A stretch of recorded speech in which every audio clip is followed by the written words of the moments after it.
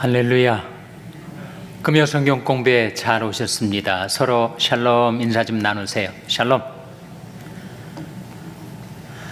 우리 함께 찬송하겠습니다. 오늘 한 장만 부르겠는데 235장 찬송 부르시겠습니다.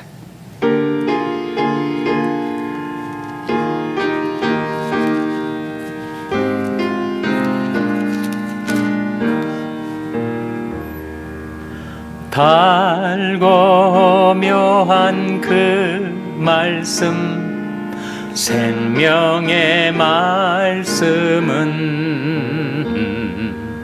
귀한 그 말씀, 진실로 생명의 말씀이 나의 길과 믿음 밝히 보여주니 아름답고 귀한 말씀, 생명샘이로다.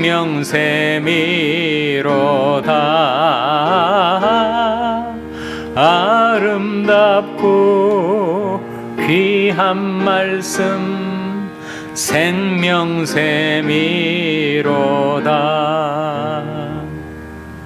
귀한 그 말씀, 내 노래 제목이 되도다. 모든 사람의 복 주는 생명의 말씀을 값도 없이 받아 생명길을 가니 아름답고 귀한 말씀, 생명샘이로다.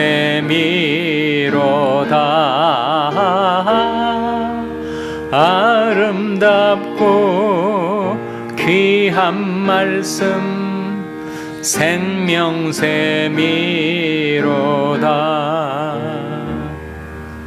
널리 울리고 퍼지는 생명의 말씀은 마음의 용서와 평안을 골고루 주나니 다만 예수 말씀 들어 복을 받네. 아름답고 귀한 말씀, 생명샘이로다.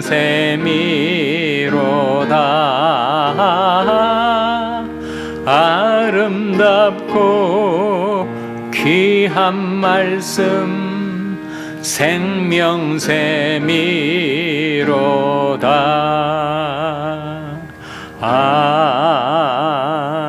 아멘.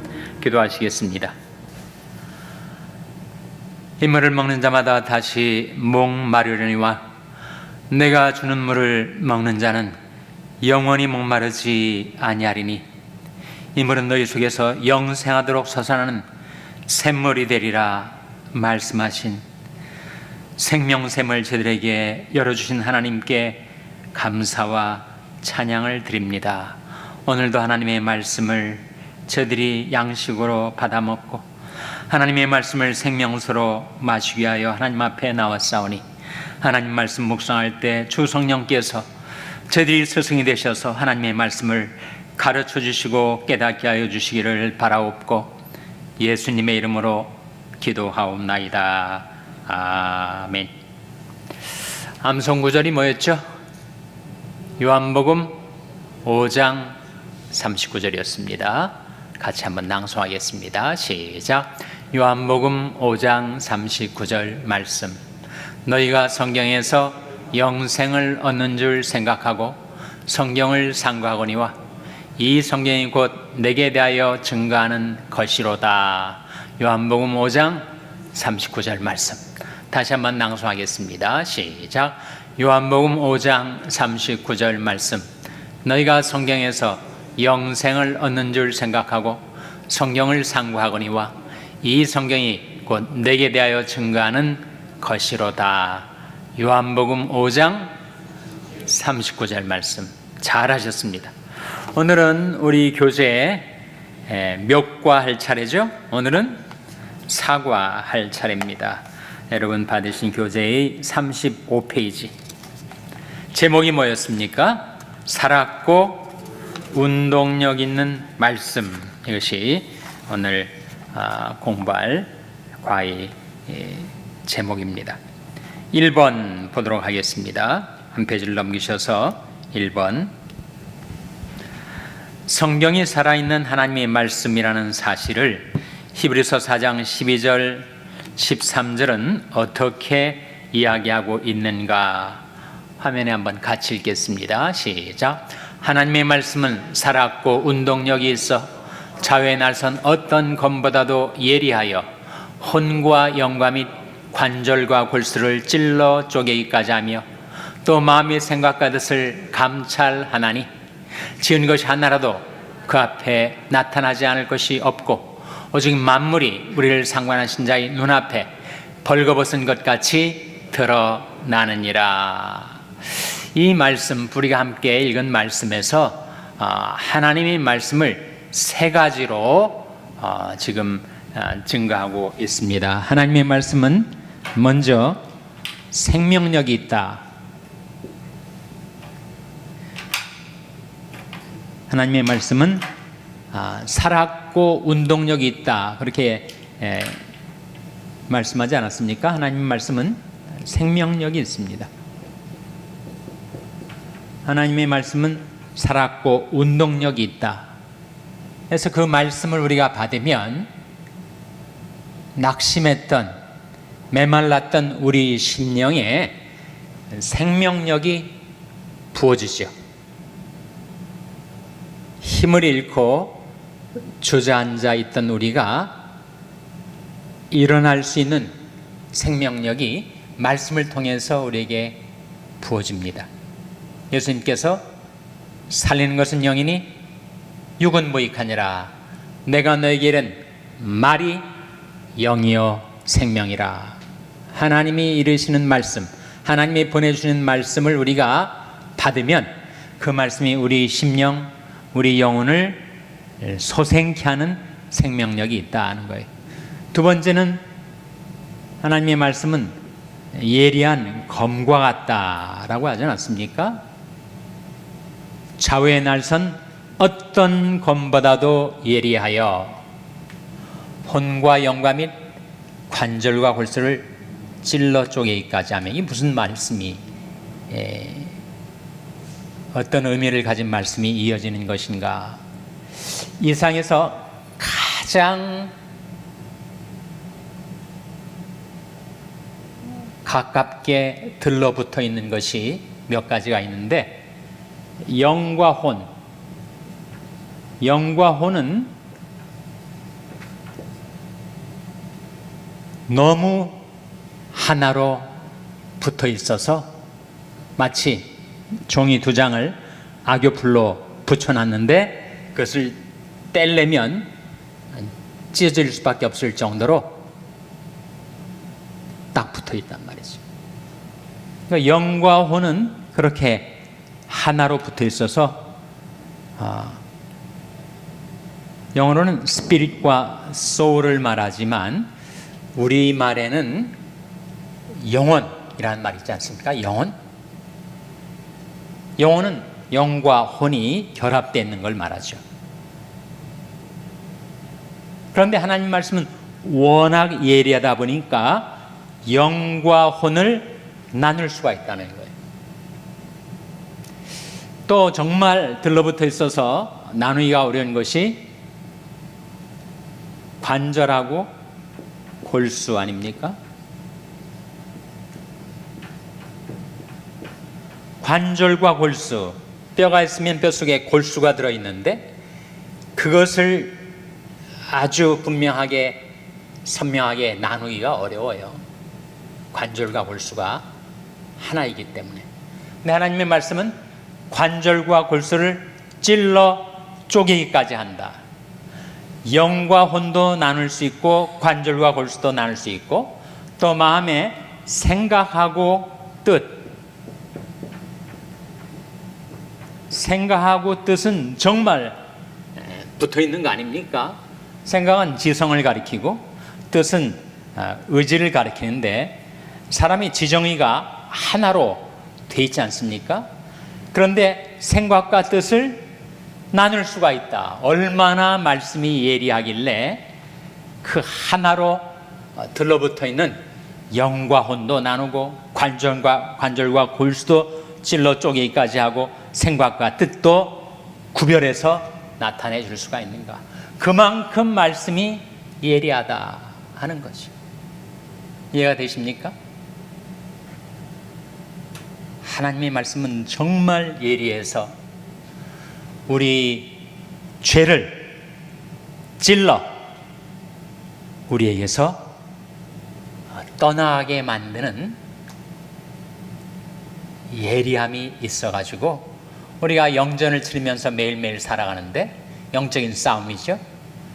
사탄을 우리보다 훨씬 지혜도 많고 능력도 많은 거대한 존재인 사탄을 미약한 우리가 어떻게 물리칠 수가 있는가? 어떻게 물리칠 수 있다고요? 이 예리한 검을 휘두를 때 성령이 검이라고 하지 않습니까? 성령의 검. 그러니까 성령께서 하나님의 말씀을 사용하셔서 마귀를 물리치게 도와주시는 거죠. 근신나라 깨어라 너희들 중 마귀가 우는 사자같이 두루다니며 삼킬 자를 찾나니 너는 믿음을 굳게 하여 저를 대적하라. 믿음을 굳게 해서 말씀을 꼭 붙들고 이 성령의 검을 써서 마귀를 대적하고 물리치라. 그런 정도에는 하나님께 순복할지어다 마귀를 대적하라. 그러면 너를 피하리라 하지 않습니까? 그래서 하나님의 말씀에는 생명력이 있고 그것은 예리한 검과 같고 또 하나님의 말씀은 빛과 같습니다.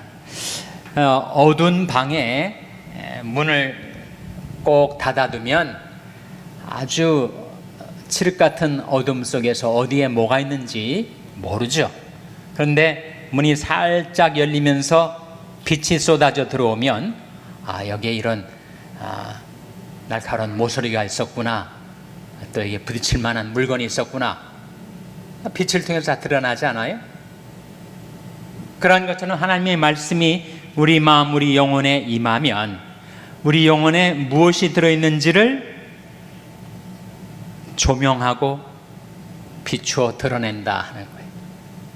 만물이 우리를 상관하신 자의 눈앞에 벌거벗은 것 같이 드러나느니라. 그러니까 하나님의 말씀에 빛이 임하니까 어둠이 떠나가고 우리 속에 어떤 악한 생각 또는 우리 삶에 어떤 악한 행위가 있는가가 그 빛 가운데서 다 드러나서 그것을 떠나 살 수 있게 한다는 거예요. 예루살렘아, 내 마음의 악을 씻어버리라. 내 악한 생각이 내 속에 얼마나 오래 머물겠느냐. 내 속에 악한 생각이 있는 걸 몰랐어요. 하나님의 말씀이 빛이 비춰지니까 깨닫고 버리게 된다는 거죠. 하나님이 나를 살피사 내 마음을 아시며 나를 시험하사 내 뜻을 아옵소서. 내게 무슨 악한 행위가 있나 보시고 나를 영원한 길로 인도하소서. 우리에게 악한 행위가 있는가 그걸 우리가 자각하지 못한 채 살다가 말씀이 임하면 내게 나를 영원한 길에서 이탈하게 만들 이런 악한 행위가 있었구나 깨닫고 회개하게 된다는 거죠. 그래서 하나님의 말씀의 효능을 히브리서 4장은 우리가 방금 읽었던 말씀 아닙니까? 세 가지로 보여주고 있는데 하나님 말씀에는 그 자체 생명력이 있어서 우리를 소생해주고 하나님 말씀은 예리한 검과 같이 이것을 다 찔러 쪼개고 나누고 그리고 그의 예리한 성령의 검으로 마귀를 물리치고 우리를 하여금 영적인 싸움에서 이길 수 있게 해준다는 것과 세 번째는 하나님의 말씀은 빛과 같이 우리 어두운 영혼의 우리 생활 구석구석에까지 비추어지고 조명을 밝혀주면 우리가 악한 생각, 악한 행위를 버리고 살아갈 수 있게 해주는 그런 효능이 하나님 말씀에 있다 하는 거죠. 2번, 하나님께서 살아있는 그의 말씀을 기록하여 우리 손에 들려주신 두 가지 목적이 있다. 그것이 무엇인가? 두 가지 목적. 먼저 디모데후서 3장 15절 같이 읽겠습니다. 시작. 또 내가 어려서부터 성경을 알았나니 성령은 능히 너로 하여금 그리스도 예수 안에 있는 믿음으로 말미암아 구원에 이르는 지혜가 있게 하느니라. 질문이 뭐였어요? 성경의 목적, 하나님이 우리에게 하나님의 말씀을 성경책에 기록해서 주신 두 가지 목적이 있다고 했는데, 하나는 방금 읽은 말씀에서 뭐가 목적입니까? 성경책을 통해서 구원 얻는 지혜를 갖게 해준다. 성경이 우리에게 밝혀준 구원 얻는 지혜는 결국 예수를 믿음으로써 구원받게 된다는 진리 아닙니까? 이 세상 어느 책에 그것이 나와요? 아무리 고전적이고 훌륭한 책이라 할지라도 사람이 구원받는 길은 예수를 믿음으로써다 라는 것을 밝혀주는 책이 없다는 거예요. 성령은 능히 너로 하여금 그리스도 예수 안에 있는 믿음으로 말미암아 구원에 이르는 지혜가 있게 하느니라. 성경책이 위대한 것은 인간에게 구원 얻는 지혜를 얻게 해주는데, 그 지혜의 내용인즉 바로 예수 그리스도를 믿을 때 구원받는다. 주 예수를 믿으라. 그리하면 너와 내 집이 구원을 얻으리라. 그걸 성경이 우리에게 계시해주고 있다는 거예요. 두 번째는 디모데후서 3장 17절 같이 읽겠습니다. 시작. 이는 하나님의 사람으로 온전케 하며 모든 선한 일을 행하게 온전케 하려 함이니라.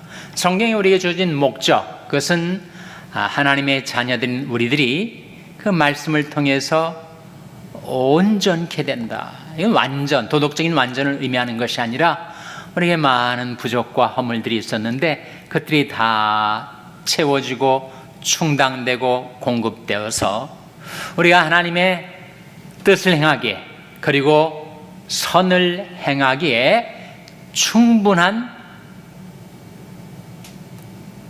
준비를 갖게 해준다. 그것이 말씀의 효능이. 하나님 말씀은 선하신 말씀입니다. 성경에 선한 하나님의 말씀의 능력을 경험하는 것이 필요하다고 했을 때 그 말씀이 우리 안에 있는 모든 악한 생각과 악한 행위들을 멀리 제버리고 그 말씀의 선한 능력으로 우리가 선하게 변화될 수 있게 해주시죠. 하나님의 사람으로 선을 행하게 하고 모든 선한 일을 행하게 온전케. 이 온전케는 perfect이란 완전이 아니고 이런 구비라는 뜻입니다. 구비. 영어로는 equip라고 하지 않습니까? 내게 부족했던 것인데 그것을 충당해주고 채워줘서 선한 일을 행할 수 있는 그런 사람으로 우리를 성숙시켜준다 하는 거죠. 3번, 성경이 과연 살아있는 하나님의 말씀인가는 죄인을 구원하는 복음의 능력에서 찾아볼 수가 있다. 이 점에 대해서 로마서 1장 16절은 어떻게 말씀하고 있는가? 같이 읽겠습니다. 시작. 내가 복음을 부끄러워하지 아니하노니 이 복음은 모든 믿는 자에게 구원을 주시는 하나님의 능력이 됨이라. 첫째는 유대인에게요 또한 헬라인에게로다. 하나님 말씀에 뭐가 들어있다는 거예요? 사람을 구원하는 능력이 들어있다.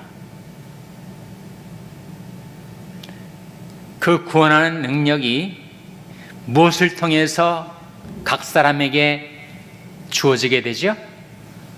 믿음을 통해서.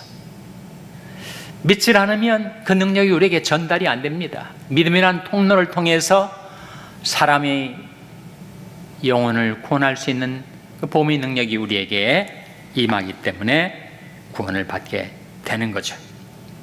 4번, 당신은 언제부터 성경이 구원을 주시는 하나님의 능력이라는 것을 알게 되었는가? 언제부터 아시게 되었어요? 그것을 우리가 서로 나누려고 간증 시간을 갖고 있습니다. 5번, 하나님의 성경을 주신 두 번째 목적은 우리 신앙 인격과 삶을 온전케 하는 데 있다고 했다. 우선 먼저 사람을 온전케 한다는 의미가 무엇이라고 생각하는가? 이미 언급이 됐습니다만 에베소 4장 15절 같이 읽겠습니다. 시작. 오직 사랑 안에서 참된 것을 하여 범사에 그에게까지 자랄지라. 그는 머리니 곧 그리스도라. 그래서 온전은 토독적인 완전을 뜻하지 않고 바로 우리가 성장하고 성숙해 되어서 선한 일을 할 만한 그런 자격, 그런 조건을 갖출 수 있게 우리를 구비시켜 준다라는 뜻이죠. 6번, 선한 일을 향하기에 능력을 갖추게 한다는 말은 무슨 뜻인가? 에베소 4장 19절에서 24절 한번 쭉 긴 말씀이지만 화면에 같이 읽겠습니다. 시작. 저희가 감각 없는 자 되어 자신을 방탕에 방임하여 모든 더러운 것을 욕심으로 행하되 오직 너희는 그리스도를 이같이 배우지 아니하였느니라. 진리가 예수 안에 있는 것 같이 너희가 과연 그에게서 듣고 또한 그 안에서 가르침을 받았을진데 너는 유혹의 욕심을 따라 썩어져난 구습을 좇는 옛사람을 벗어버리고 오직 성령으로 심령으로 새롭게 되어 하나님을 따라 의와 진리 거룩함으로 지심을 받은 새 사람을 입으라. 우리 옛사람이 사고방식과 생활 습관이 있질 않았어요. 근데 하나님의 말씀이 임해서 우리 사고방식도 변화시켜 주시고 우리 생활 습관도 새롭게 변화시켜 주시고 그리고 내 존재의 중심부에 있는 나의 심령도 말씀이 새롭게 하는 능력으로 새롭게 해주셔서 우리가 옛사람을 벗어버리고 새 사람을 입게 된다라는 뜻입니다. 7번, 우리는 온전하게 된다는 말을 지나치게 해석하지 말아야 한다. 죄를 전혀 안 짓는다거나 흠이 조금도 없는 상태를 의미하는 것이 아니기 때문이다. 이것은 하나님의 자녀가 매일 주님을 닮아가는 성화의 과정을 가리킨다. 다른 말로 성장 혹은 성숙을 가리킵니다. 그러므로 중요한 것은 우리가 매일 하나님의 말씀을 읽고 배우면서 어느 정도로 온전해지고 있느냐 하는 점이다. 이 점에 대해 요한일서 3장 3절은 우리에게 무엇을 교훈하고 있는가? 같이 읽겠습니다. 시작. 주를 향하여 이 소망을 가진 자마다 그의 깨끗하심과 같이 자기를 깨끗하게 하느니라. 온전케 된다는 것에 바로 주님을 닮아 성화되어 가는 것, 거룩해지는 것, 깨끗하게 되는 것. 무슨 더러운 것이 있었길래 깨끗하게 된다는 말씀인가? 우리 안에 세상에 온갖 더러운 욕심들이 있지 않았습니까? 물욕도 있었고 유욕도 있었고 명예욕도 있었고 권세욕도 있었고 온갖 야욕들이 우리 안에 있었는데 말씀이 우리를 깨끗하게 씻어주더라. 예수님이 우리를 위한 기도가 요한복음 11장에 나오지 않았습니까? 저희를 진리로 거룩하게 하옵소서. 아버지 말씀은 진리니이다. 하나님의 말씀이 우리를 깨끗게 하는 효능이 있다는 것입니다. 8번 넘어가고 9번 같이 읽겠습니다. 9번 질문 제가 보겠습니다. 우리를 온전하게 하기 위해 성경이 가지고 있는 놀라운 기능 4가지는 무엇인가? 디모데후서 3장 16절 화면에 같이 읽겠습니다. 시작. 모든 성경은 하나님의 감동으로 된 것으로 교훈과 책망과 바르게 함과 의로 교육하게 유익하니. 4가지가 뭐예요? 교훈, 책망, 바르게 함, 의로 교육함. 거기에 성경이 유익하다입니다. 이게 다 비슷비슷한 말 같지만 차이가 있어요. 성경이 우리에게 주어진 것은 결국 우리로 하여금 길을 발견하게 하기 위해서입니다. 인간이 살아갈 길이 있다는 거예요. 길이. 구원의 길이 있고 인생의 길이 있어요. 여러분, 구원의 길이 뭐죠? 성경을 통해서 우리에게 하나님께서 가르치신 구원의 길이 뭡니까? 바로 예수 그리스도 아닙니까? 예수께서 가르치되 내 곧 길이요 진리요 생명이니 나로 말미암지 않고는 아버지께로 올 자가 없느니라. 이게 예수님이 바로 구원의 길이에요. 그걸 성경이 보여주고 있고, 그리고 예수님이 우리 구원의 길이라는 것을 우리에게 가르쳐주기 위해서 성경에 주어진과 동시에 인간이 어떻게 살아야 할까 하는 인생의 길을 성경이 보여줍니다. 너는 길에 서서 보며 옛적 길, 그 선한 길이 어딘지 알아보고 그리로 행하라. 너희 심령이 평강을 얻으리라 했을 때 하나님께서 성경을 통해서 우리가 살아갈 인생의 길을 보여준다는 겁니다. 이 교훈이라는 것은 바로 이것이 너희 살아갈 길이다 라고 우리의 길을 보여주는 것이 교훈이에요. 그럼 책망은 뭔가? 이 길을 계속 잘 가면 평강 가운데 생명길로 살아갈 수가 있을 텐데, 인간 안에 있는 죄악의 욕구 때문에 길을 잘 가다가 이탈할 때가 있다는 거예요. 이탈. 이 길에서 빠져나갈 때가 있다는 거예요. 그래서 책망은 무엇인가? 책망은 어디에서 잘못됐는지, 어디에서 이탈하게 되었는지, 어디에서 마땅히 걸어갈 그 길에서 낙오하게 되었는지 그거를 보여주는 것이 책망입니다. 세 번째가 뭐였어요? 교훈과 책망과 바르게 함. 바르게 함은 내가 여기서부터 잘못된 것을 알아서 다시 이 길로 돌아오고 싶은데 이게 내 마음대로 돌아가지 않아요. 내 안에 있는 그 욕구, 죄악의 관성이 작용을 해가지고 계속 벗어나게, 이탈하게 나를 충동질하고 나를 사로잡는 힘이 거기 있다 보니까 이 내 마음대로 언제든지 돌이킬 수 있을 것 같은데 돌이켜지질 않는 거예요. 그때 하나님의 말씀이 나로 하여금 바르게 함, 돌이킬 수 있는, 그걸 성경적으로는 뭐라고 하죠? 돌이키는 게 뭡니까? 회개 아니에요? 회개. 회개할 수 있는 힘을 말씀이 주는 거예요. 호세아서에 그런 말씀이 있습니다. 너희는 말씀을 가지고 여호와께로 돌아오라.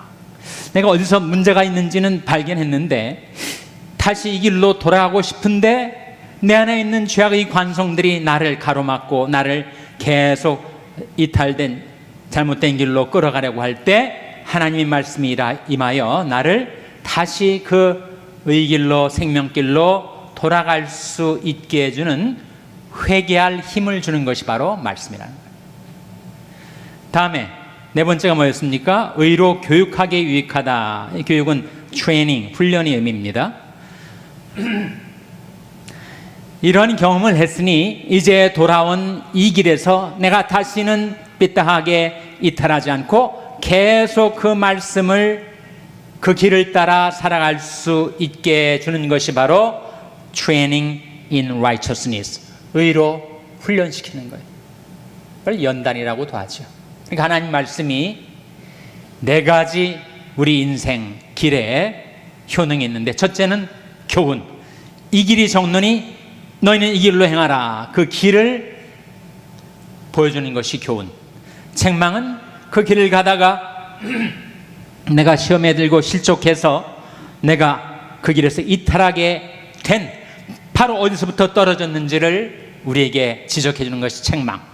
그리고 다시 돌아가고 싶은데 돌아갈 힘이 없는 내게 회개할 능력, 바르게 그 길을 찾아갈 수 있는 힘을 주는 것이 바로 하나님 말씀이고, 이제는 이런 경험들 지금까지 해왔으니까 더 이상 죄악에서 방황하지 말고 내 육체의 남은 때를 사람의 정욕을 좇지 않고 하나님의 뜻을 위하여 살겠다라고 그 길로 계속 정진, 매진할 수 있게 우리를 계속해서 교육하시고 훈련하시고 연단하시고 하시는데 하나님의 말씀이 쓰여진다 하는 거죠. 10번 교훈은 선악에 대해 가르치는 말씀이다. 책망은 우리가 범한 죄를 지적하는 말씀이다. 바르게 함은 회개하게 하시는 역사이다. 의로 교육함은 진리를 깊이 깨닫도록 인도하시는 가르침이다. 이상과 같은 네 가지 기능 가운데 당신이 성경을 읽을 때마다 가장 많이 체험하는 은혜는 어느 것인가? 어느 걸 제일 많이 체험하세요? 교훈을 체험하십니까? 책망을 체험하십니까? 바르게 함을 체험하십니까? 의로 교육함을 체험하십니까? 내가 중에서 내게 두드러지게 체험되는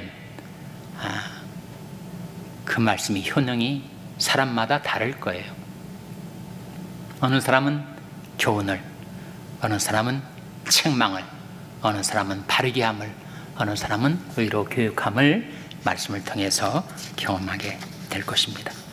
이런 내용들이 우리가 이 과를 통해서 배우게 되는 하나님의 말씀이 우리 구원과 우리 구원의 길과 인생의 길을 어떻게 우리를 인도해 주는가를 보여주고 있는 거죠. 오늘 성경 본문은 여기까지 하고 간증 시간 갖도록 하겠습니다. 세 분이 오늘 간증을 할 텐데 우리가 하나님의 은혜를 나누는 시간이고 또 듣는 우리들로서는 저분은 이렇게 예수님을 믿게 되셨구나, 어떻게 구원의 확신을 갖게 되었는가, 성도의 교제의 시간이니까 대면으로 와 계신 분들과 또 온라인으로 지금 이 시간 참여하신 분들도 정말 은혜 받는 시간이 되시기를 바랍니다. 순서대로 먼저 이강석 장로님 나오셔서 간증해 주시기 바랍니다. 저는 모태신앙인으로 외할머니와 어머니의 독실한 기독교 신앙의 영향을 받으며 성장했습니다. 어린 시절 외가댁을 방문하면 무시로 기도하시는 할머니의 모습을 보곤 했습니다. 할머니께서 바로 누워서 잠드시는 모습을 본 적이 없습니다. 엎드려 기도하시는 모습을 보고 제가 잠이 들고 깨어나 보면 항상 그 자세로 기도하고 계셨습니다. 할머니는 처녀 시절 기도원으로 산기도 다니셨던 얘기도 들려주시며 제게 기도의 본을 보이셨습니다. 어머니는 매우 보수적인 신앙 배경을 갖고 철저한 주일 성수 및 공예배에는 절대 빠지지 않으셨습니다. 어린 시절 수요 예배는 물론 부흥 집회에도 어머니 손을 잡고 참석하였던 기억이 있으며 주일에는 돈을 쓰지 못하게 하셔서 예배를 드리러 교회에 갈 때마다 먼 거리의 교회를 매번 걸어 다녔습니다. 중고등학교 시절 예배와 성경 공부, 철야 기도회, 그리고 수양회를 통하여 찬양과 기도와 말씀을 균형 있게 배우게 되었습니다. 그 당시 여름 수양회는 주로 도봉산 제1기도원이나 용문산 기도원으로 갔는데 공식 집회 후 개인 기도 시간이 되면 늦은 밤 소나무 뿌리를 붙잡고 기도하거나 바위 위에서 하나님 아버지께 기도했던 그 시간은 제게는 결코 잊을 수 없는 귀한 추억의 시간이 되고 있습니다.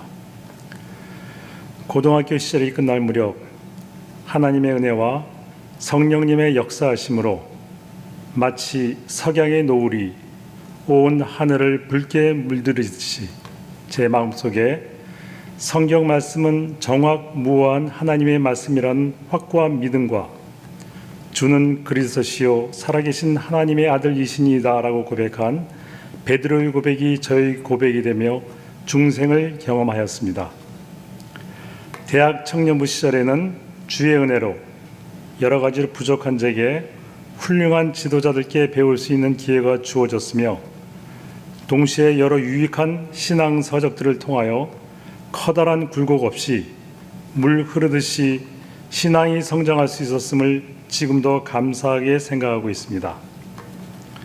논산훈련소에 입소할 때 손바닥 반만한 크기의 신약 성경을 가져갔으며 고된 훈련 시간 중 잠깐의 꿀맛 같은 휴식 시간이 주어졌을 때 구석자리를 찾아 성경 말씀을 읽곤 했으며 그 후 평삼 주5의 성경 읽기를 지금까지 계속하고 있습니다. 결혼 정년기가 되었을 때 믿음의 배우자를 만나게 해달라는 간절한 기도에 하나님께서는 응답해 주셔서 저의 부족함을 채우고도 남음이 있는 귀한 믿음의 돕는 배필을 허락해 주셨습니다. 결혼한 이듬해인 1990년 저희 부부는 선포하시는 말씀이 좋았고 다양한 훈련 및 양육 프로그램이 잘 구비되어 있는 교회에 적을 두고 신앙생활을 하면서 저에게 필요한 여러 가지 훈련을 받으며 교회의 필요에 부응하여 다양한 섬기는 봉사 사역을 하게 되었습니다. 동시다발적으로 봉사할 때도 있었는데 부족하지만 순종하며 기도할 때 하나님께서는 감당할 능력과 필요한 자원을 넘치도록 공급해 주신다는 귀한 진리를 깨닫게 해주셨습니다. 약 11년 전 가정과 교회 직장이라는 세 개의 삶의 측 중에서 두 개가 무너져 내리는 쓰라린 경험을 하게 되었고 이를 계기로 10년 전 도미하게 되었습니다. 50대 중반에 시작된 타국 생활은 여러 가지로 결코 만만치 않은 도전의 연속이었습니다.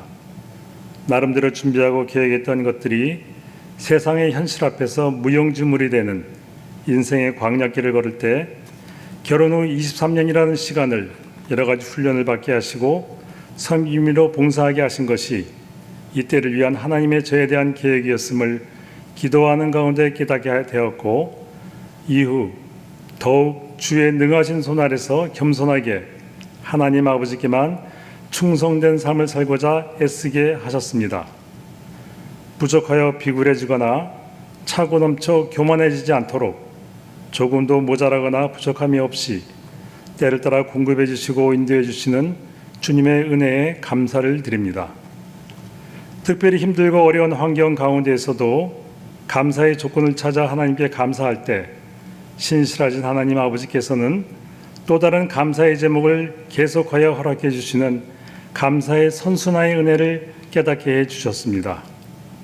또한 중학교 졸업반이던 늦둥이 둘째 딸의 손을 잡고 LA 공회에 도착한 다음 날부터 시작된 새벽 기도가 지금까지 계속되고 있음은 영육간의 강건함을 허락하신 전적인 하나님의 은혜이고 이곳 미국 땅에서도 바른 진리를 선포하는 주의 먼데 난가지 샬롬에서 행복한 신앙생활을 계속할 수 있음을 이 자리를 빌어 하나님께 감사드립니다. 믿는 자의 기도는 결코 땅에 떨어지지도 사라져 없어지지도 않음을 저는 믿습니다. 이제 저는 외할머니 기도하는 모습을 본받아 얼마 전 허락하신 손주를 포함한 한국의 세 식구와 이곳 미국의 세 식구의 신앙생활이 믿음의 5대를 넘어 자자손손 계승되도록 기도를 계속할 것이고 섬기는 교회의 환우들에 대한 기도, 교회와 선교사들에 대한 기도 등 기도의 지경을 계속 넓혀가면서 하나님의 마음에 합한 기도를 하기 위해 더욱 힘쓸 것입니다. 또한 그의 나라와 그 일을 먼저 구하며 하나님께 드리는 예배에 철저하셨던 어머니의 모습을 본받아 신앙과 삶의 우선순위를 바로 정하여 모든 공적 예배를 통하여 하나님을 경배하고 영원토록 하나님을 즐거워하면서 하나님의 인애와 공평과 정직을 닮아가며 하나님 사랑과 이웃 사랑을 실천하는 삶을 살 수 있기를 소망합니다. 부족한 사람의 간증을 들어주신 성도님께 감사드립니다. 네, 박수 보내주세요. 네, 은혜로운 간증 감사드립니다. 이어서 유영자 원사님. 샬롬. 저는 아가페 성가대를 섬기고 있는 유영자 권사입니다. 간증 드리기 전에 주님께 기도하고 시작하겠습니다. 사랑과 은혜가 풍성하신 하나님 아버지, 항상 저희들과 함께 동행해 주시고 때때로 필요를 채워주신 하나님, 이 시간 겸손한 마음으로 하나님만을 높이는 간증이 되게 하여 주시옵소서. 예수님의 이름으로 기도드립니다. 아멘. 저는 1948년생이고요. 믿지 않는 가정에서 태어났습니다. 어린 시절 제가 살아온 곳은 서울의 외곽지대인 세금정이었어요. 그곳은 가을이면은 고사를 지내고 또 토종비걸도 보는 그런 풍습 속에서 살았습니다. 어른이 되어서 믿음의 집안에 시집와서 살면서 교회는 다녔지만 믿음이 무엇인지 마음에 와닿지 않았어요. 그리고 교회에 안 가는 날이면 우리 어머님은 하루 종일 말씀을 안 하셨습니다. 그래서 가정의 평화를 위해서 교회를 참석하곤 했습니다.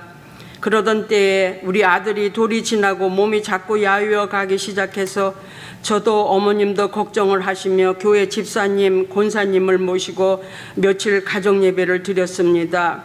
우리 어머님은 권사님이셨어요. 그리고 매일 새벽 기도 드리는 분이셨습니다.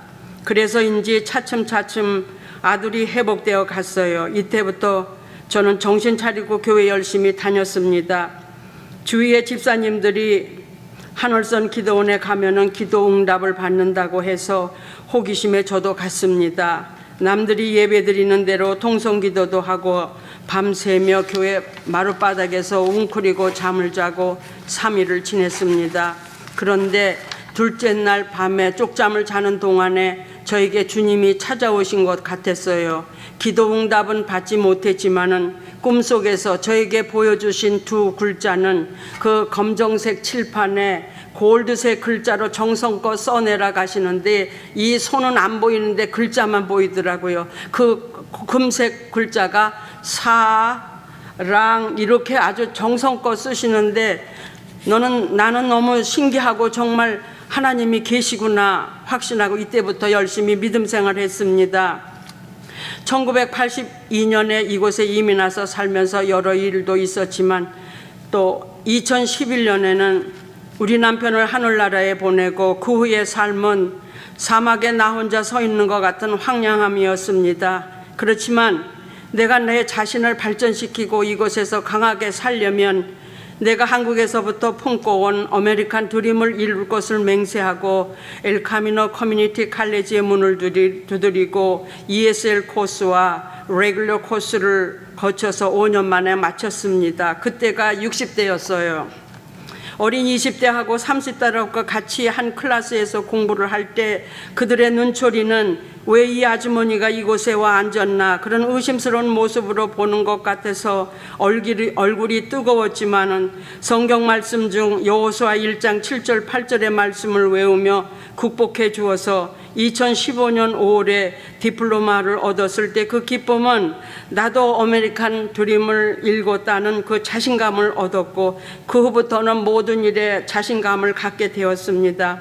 그래서 여호수아 1장 7절 8절 강하고 담대하라 내가 네게 명한 것이 아니냐 강하고 담대하라 두려워 말라 놀라지 말라 내가 어디를 가든지 내 하나님 여호와가 너와 함께 있느니라. 그 다음에 7절은 이 율법책을 내 입에서 떼지 말며 주야로 묵상하며 그 안에 기록된 대로 다 지켜 행해라. 그리하면 내 길이 평탄할 것이라 내가 형통하리라. 이 형통이 모든 일이 잘 된다 그러니까 얼마나 이 말씀이 좋은지 저는 이 말씀을 사랑하고요. 내가 무슨 테스트를 본다든지 두려운 일이 있거나 그러면 하나님 아버지 강하고 담대한 마음 주시옵소서. 이 말씀을 제가 외우고 나면은 내 마음이 강하고 담대해지는 것을 느낍니다. 그래서 저는 이 여호수아 1장 7절 8절을 아주 사랑합니다. 2007년부터 저는 연초에 기도 제목을 다 써서 성경 접어가지고 성경 앞부분에다가 끼워놓고 매일 기도 드릴 때 이거를 펴서 기도를 드립니다.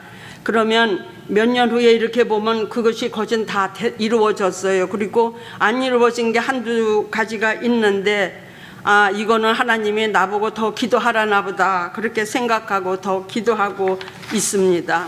그러던 중에 올해 3월에 우리 외손녀가 할머니가 기도 많이 해주셔서 유시 버클리 법대에 됐어요. 땡큐 그랜마 하고 전화 왔을 때 하나님이 이 부족한 저의 기도를 들어주셔서 너무나 기쁘고 감사하고 울먹거리며 하나님 감사합니다.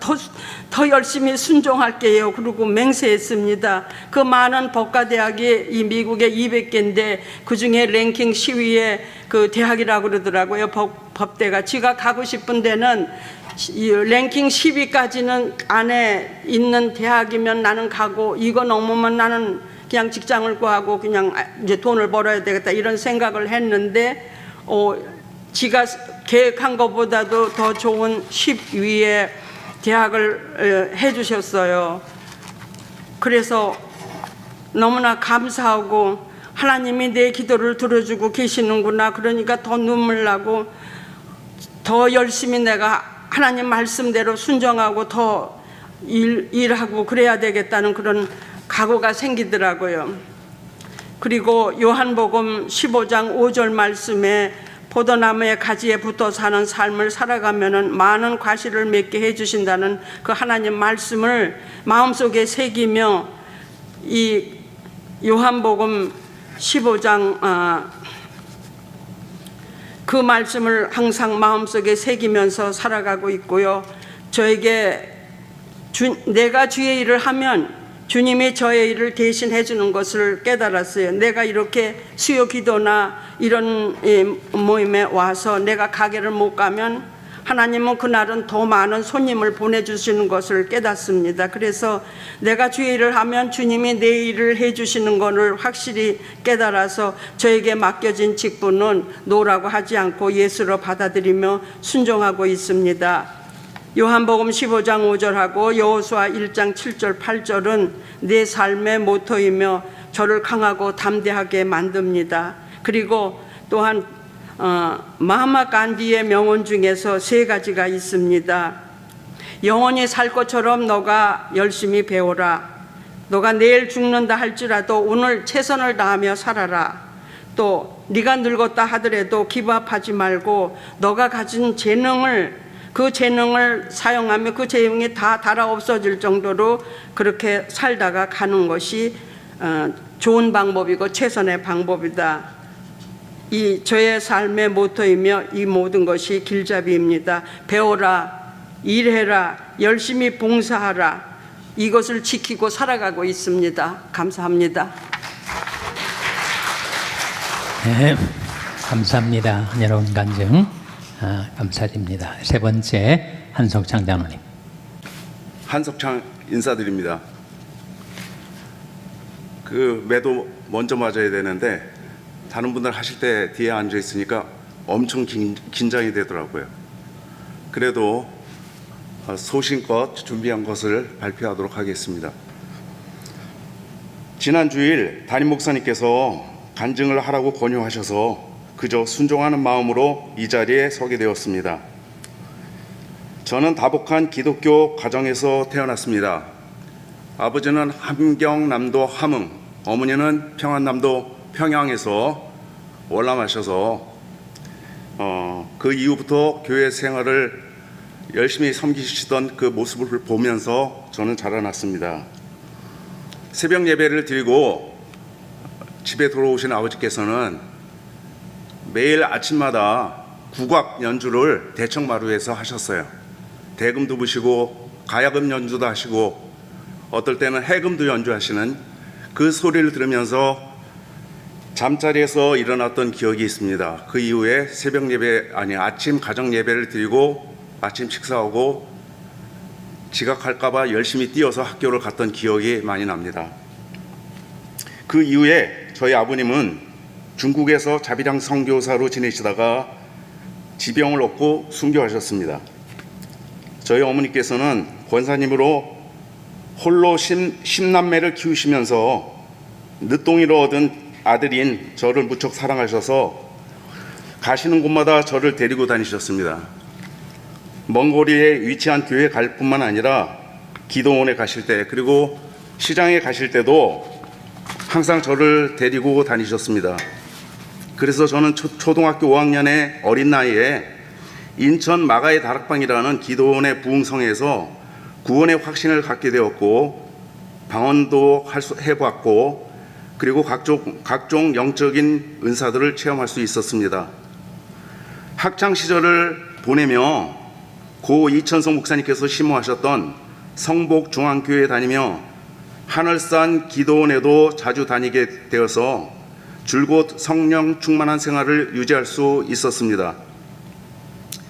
90년에 미국에 유학을 온 이후에도 꾸준하고 순탄한 신앙생활을 하며 지내오다가 토장교회에 분규에 휘발리면서 저 또한 참혹한 시련을 겪게 되었고, 이 교회 저 교회를 떠돌며 지내다가 용서와 화해를 강조하시는 김준신 목사님께서 심호하시는 사역하시는 남가주 샬롬 교회로 성령 하나님께서 인도해 주셨습니다. 그렇지만 잠시 영적으로 방심하는 사이에 교회에 대해서 부정적인 시각을 갖고 계신 분들과 우연히 가까이 지내게 되었고, 저 또한 영적으로 서서히 피폐해지기 시작했습니다. 교회 행정과 운영, 그리고 심지어는 담임 목사님께 대한 불신의 마음이 생기게 되었고, 예배를 통한 치유와 은혜의 기회를 서서히 잃어가게 되었습니다. 그렇지만 이곳 살롬교로 인도하셨던 성령님의 은혜로 인해서 다시 말씀을 가까이 하게 되었고, 드려지는 예배를 통하여 지속적으로 은혜를 받으며 지내올 수 있게 되었습니다. 이 모든 것이 주님의 은혜입니다. 할렐루야.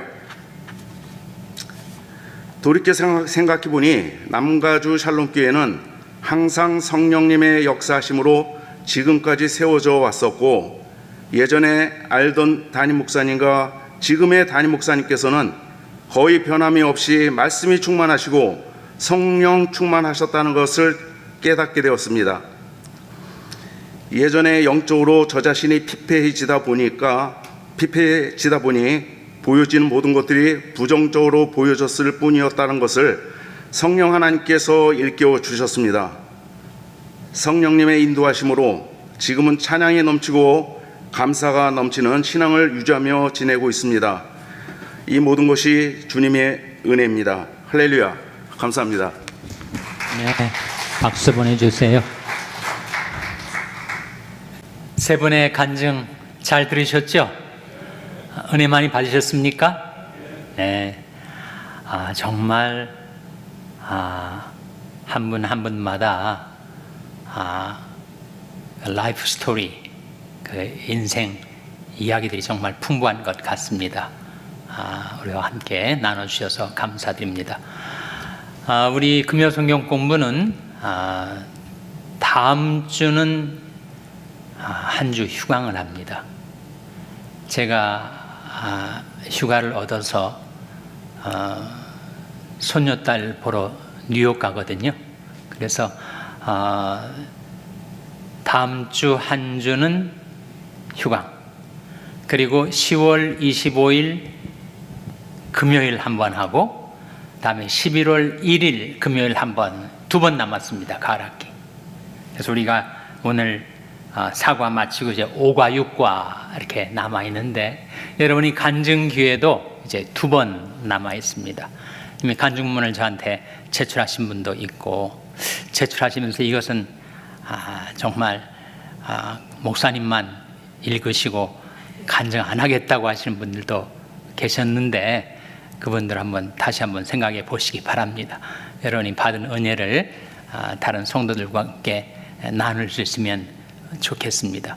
그리고 간증하실 분은 앞으로 10월 25일 그리고 11월 1일 두 번 남았는데, 간증문을 한번 써보세요. 한 페이지 혹은 두 페이지, 여러분이 쭉 들으셨던 것처럼 아주 짤막하게, 그러나 핵심 있게 자기가 예수님을 믿게 된 것, 또 신앙생활 해온 것에 대해서 그렇게 한번 정리할 수 있는 기회로 삼으시고, 나중에 이제 다른 사람들에게 전도할 때에도 이 간증문이 유용하게 쓰여지리라고 생각합니다. 그래서 이번 기회에 한번 간증문을 정리해 보시고, 준비가 되시면 저한테 언제든지 내일 모레 주일날 주셔도 좋고, 그렇게 간증문을 전달해 주시면 제가 일정에 맞춰서 여러분이 간증할 수 있는 기회를 드리도록 하겠습니다. 아시겠죠? 앞으로 가을 학기 금요성경 공부 일정도 말씀드렸고, 다음 주 암송 구절은